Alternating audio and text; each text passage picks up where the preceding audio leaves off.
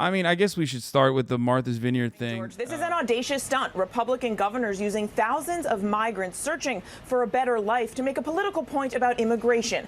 I mean, I can't even fucking get over this, dude. I mean, this is literally the most anti-Christian thing you could do right here. Attempt to up the pressure on Democrats in the White House and highlighting what is a very serious issue. The Republican governors say the administration's process is broken and argue their tactic is giving the rest of the country a much-needed dose of reality. There has been a surge in border crossings, a record 1.8 million apprehensions since October. Is it me, or is this just some kind of Nazi shit? I mean, there is a historical precedent of white supremacists doing this. Yes, in the 60s and 50s, they did this to black people in the southern states. I mean, this has been happening for a long time. Every period of American history has its own version of white supremacist shit, like all the way from internment camps, the Bracero program that specifically targeted Hispanic migrant workers, the internment camps for the Japanese, and also, you know, black people in general were shipped out from southern states to northern states. This is, I don't even know where the fuck to start and where the fuck to end. A trail of tears for the indigenous population. Like, it's easier to find a time. Actually, no, I don't even know. I like, is there a period in American history where this hasn't happened to to whatever fucking group of the population that the dominant white supremacist forces considered to be the underclass or not human? Oh yeah, here it is. Reverse freedom rides, an echo of Martha's Vineyard migrants' flights 60 years ago. Here it is. Tricked by segregationists with promises of work and housing, black families were dropped off in Cape Cod with nothing. Eliza Davis was bewildered the day she arrived in a wealthy tourist town in Cape Cod. An agricultural worker, she had been promised work and housing if she took a free trip to another state. Days later, disembarking with her 8 children, she had little idea where she was, that a president had a family compound down the road, or that she was a pawn, as locals told the New York Times, in a political stunt. Davis, 36, was not among the migrants who arrived on Wednesday on Martha's Vineyard, a resort island off Cape Cod, where former President Barack Obama has a home.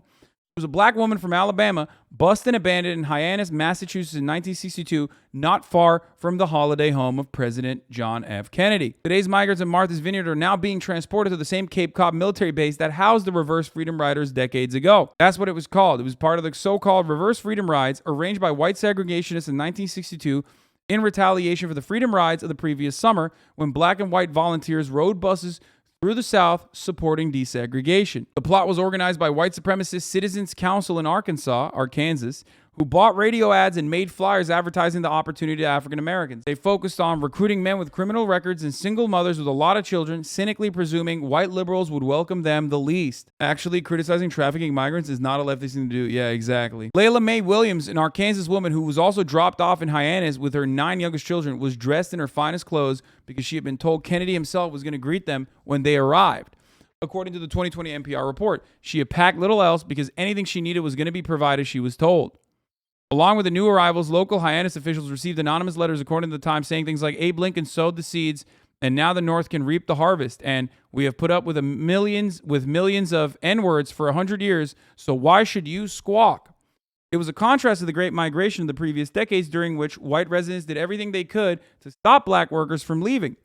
Families would often have to sneak to the train station under the cover of darkness or use other subterfuge to escape, described in detail by historian Isabel Wilkerson in her book, The Warmth of Other Suns, The Epic Story of America's Great Migration. Southern segregationist groups baldly deceived black families using tactics consciously parodying the Freedom Rides, noted Clive Webb, an American history professor at the University of Sussex, in 2004 paper on the Reverse Freedom Rides. They said they promised free transportation plus $5 for expenses to any Negro man or woman or family, no limit to size, who desire to migrate to the nation's capital or any city in the North of their choosing. Notices were also posted in prisons offering free transportation to prisoners whose sentences were set to expire.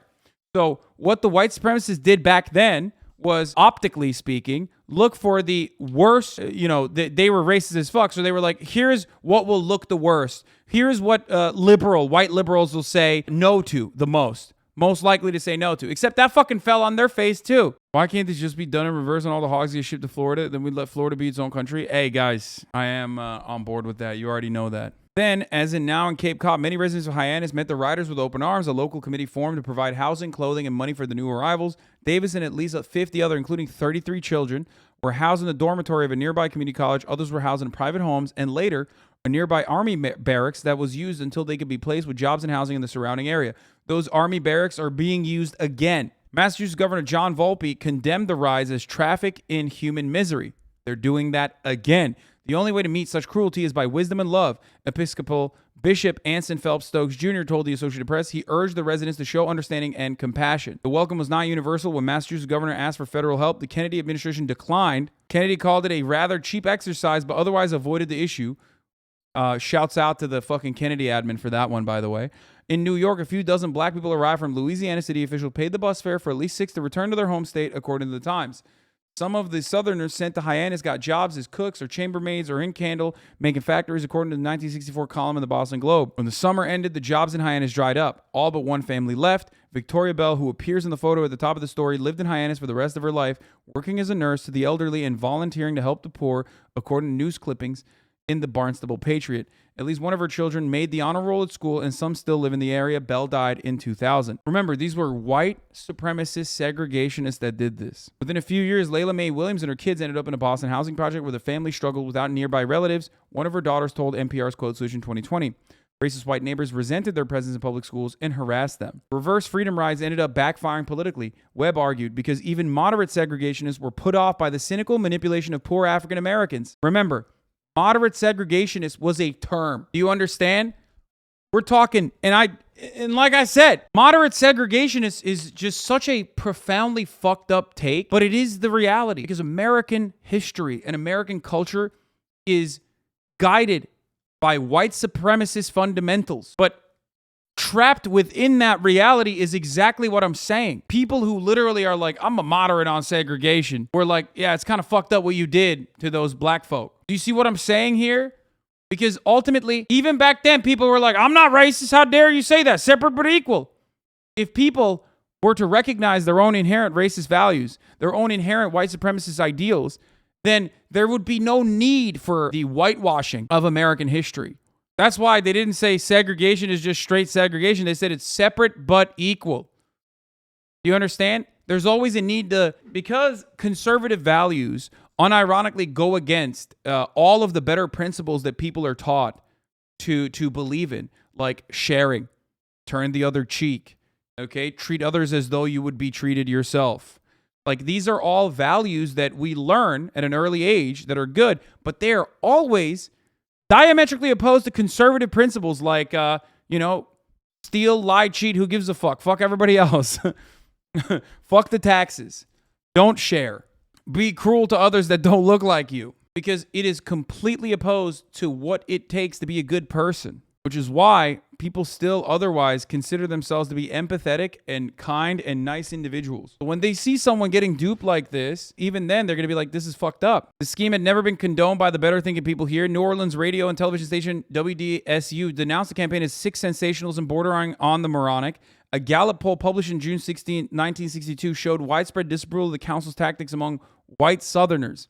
In the end, only about 200 people were ever sent on the reverse freedom rides, far fewer than the thousands of migrants who have been transported north of D.C., New York, and now Massachusetts in the past few months. If you've ever heard conservatives talk about how nice they are, they oftentimes will talk about how much they give to their church and how much philanthropy they do, right? Why do those things matter? Those things matter to them.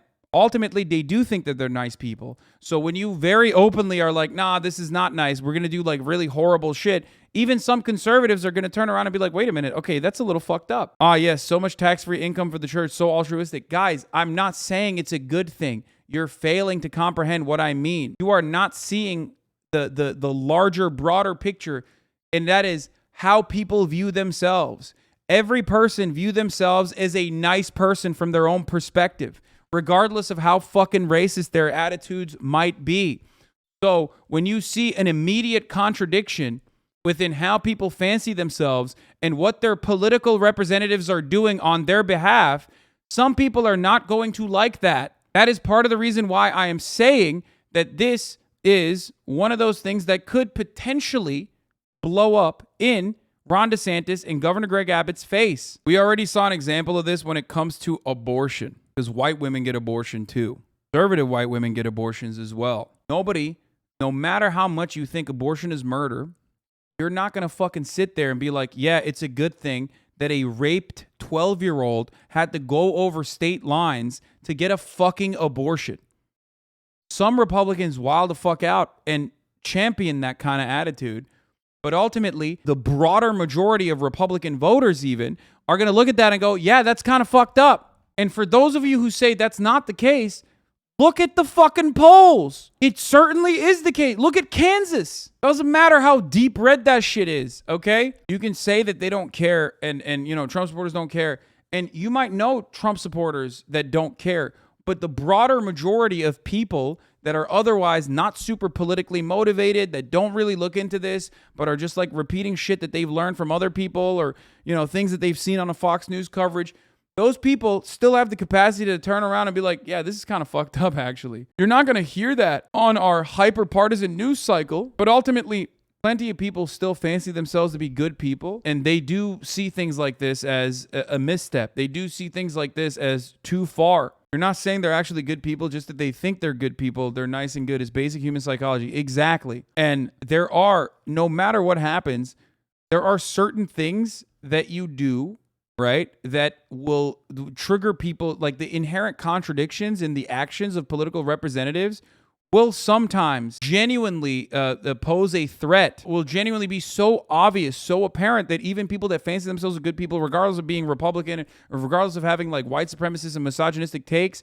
will still go, that's fucked up, that's too much. And I think this could be another instance where it has happened, at least in the past, when they did this exact same thing to black people, when segregationists did this. Again, like I'm showing you, there's empirical evidence to showcase that like this was not viewed in a positive way by the broader majority of people living in Arkansas even. In the 1960s, the buses were funded by anonymous people donated to private segregationist groups which aimed to tell the North to put up or shut up, as one New Orleans leader said. DeSantis has now said how the flights he arranged to Martha's Vineyard were funded, but Texas Governor Greg Abbott has used state resources and donations for the buses, and both have been eager to take credit. They're doing the exact same thing that white supremacist segregationists did in the 60s, and they're using state funds to do it. And ultimately, I think that this has the capacity to fucking backfire. Cities like El Paso, Texas, have hit a crisis point. ABC's Maria Villarreal seeing it firsthand.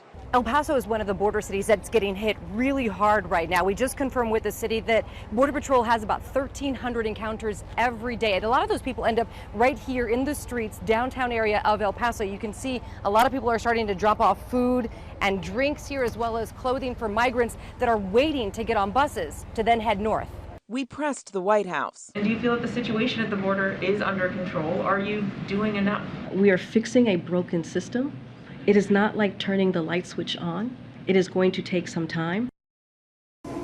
Now, the White House says the Trump administration is responsible for that broken system, and they do admit there is a lot more work that can be done here. But the president says that Republicans have shown no interest in actually solving the immigration problem through legislation. George, it's one of the many reasons the president is saying that the upcoming midterm elections are so critical. Right, and hard to imagine anything happening before those elections. By the way, liberal media is unironically framing this in the most like right-wing way possible, which is really fucked up. I mean, that is kind of fucked up. That they're like, no, there is a crisis in El Paso, and instead of showcasing the humanity of those people that are going through the crisis, they're talking about them like they're fucking numbers. There is a solution to this, okay? And the solution is providing these people with adequate fucking housing and job opportunities.